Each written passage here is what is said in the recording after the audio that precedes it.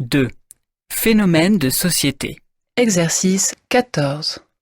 Aujourd'hui, nous allons faire connaissance avec de jeunes Parisiens qui ont l'âge adulte, mais qui n'ont pourtant pas quitté leur doudou, aiment se déguiser en super-héros et se régalent des bonbons de leur enfance.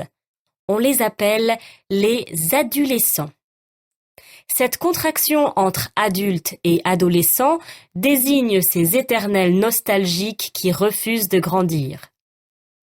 La publicité et les industriels ne s'y sont pas trompés. Ces adolescents représentent un marché juteux. Ce sont ces mêmes publicitaires qui ont d'ailleurs forgé cette appellation. De nos jours, l'adolescence n'est plus une simple mode, mais un véritable phénomène de société. Cécile Dufour a rencontré l'un d'entre eux. Nous voilà chez Sébastien Gontier. C'est un être étrange, mi-adulte, mi-adolescent, qui vit dans un endroit très particulier, rempli de BD, de jouets et de posters. Wolverine, Spider-Man, Hulk. Je suis fan de ces super-héros depuis que je suis gamin. Mon père m'offrait très régulièrement des comics à l'époque. Je les ai tous gardés et du coup, j'ai une sacrée collection. J'ai plein de posters aussi, même dans mes toilettes. Les gens se moquent de moi souvent parce que ça fait bizarre de voir un trentenaire au milieu de tous ces gadgets, mais je m'en fiche. C'est vraiment mon univers. Je me sens super bien quand je suis entouré de toutes mes BD. Et quand on vous traite d'adolescent, ça vous fait quoi? Ça vous vexe? Bon, ça me va.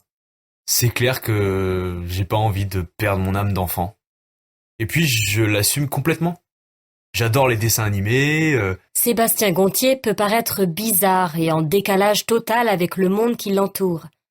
Pourtant, nombreux sont les adultes qui, comme lui, revendiquent leur part d'enfance.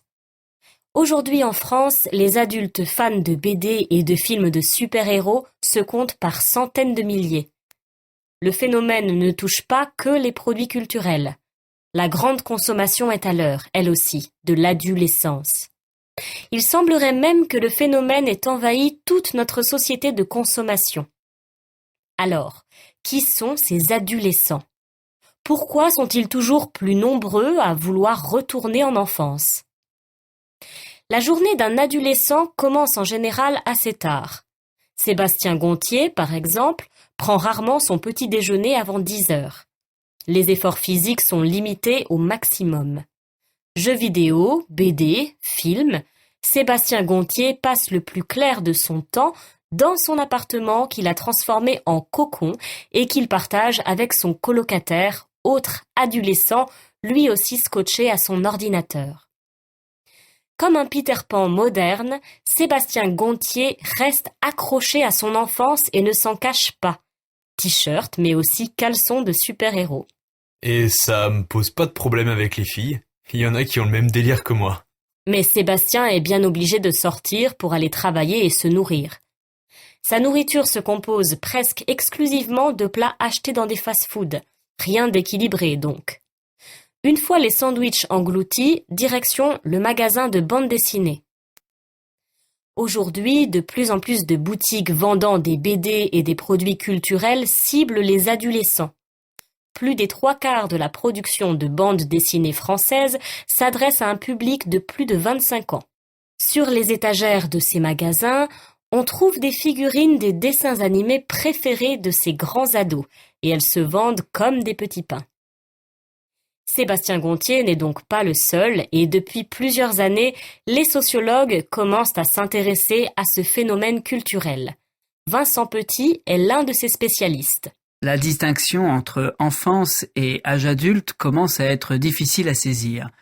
Donc, dans ce type de magasin, on va trouver plus de personnes entre 30 et 40 ans, voire 50, que de jeunes de 15 ans.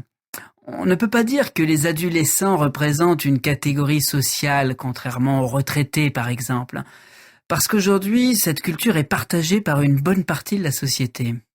Aujourd'hui, Sébastien Gontier gagne confortablement sa vie en animant une émission sur le net.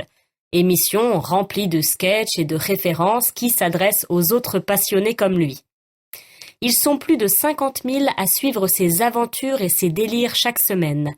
Comment expliquer cet engouement? Non mais entre les guerres, la crise, les épidémies et tout, les gens ont besoin d'un refuge. Ça rassure le trentenaire de base de retrouver ses souvenirs d'enfance, cette époque à laquelle il n'avait pas de responsabilité. Le sociologue Vincent Petit nous explique. On a tout d'abord cru à une lubie passagère, mais finalement, ce phénomène révèle un mode d'adaptation et de survie à une société de plus en plus dure. Plus de 80% de la population française est pessimiste. On ne croit plus beaucoup à l'avenir et on s'imagine que les prochaines générations auront une vie plus pénible que la nôtre. C'est cette difficulté à se projeter dans l'avenir qui, de temps en temps, nous incite à chercher dans notre enfance ce qui nous manque dans notre société actuelle, c'est-à-dire l'émotion, la création et le jeu.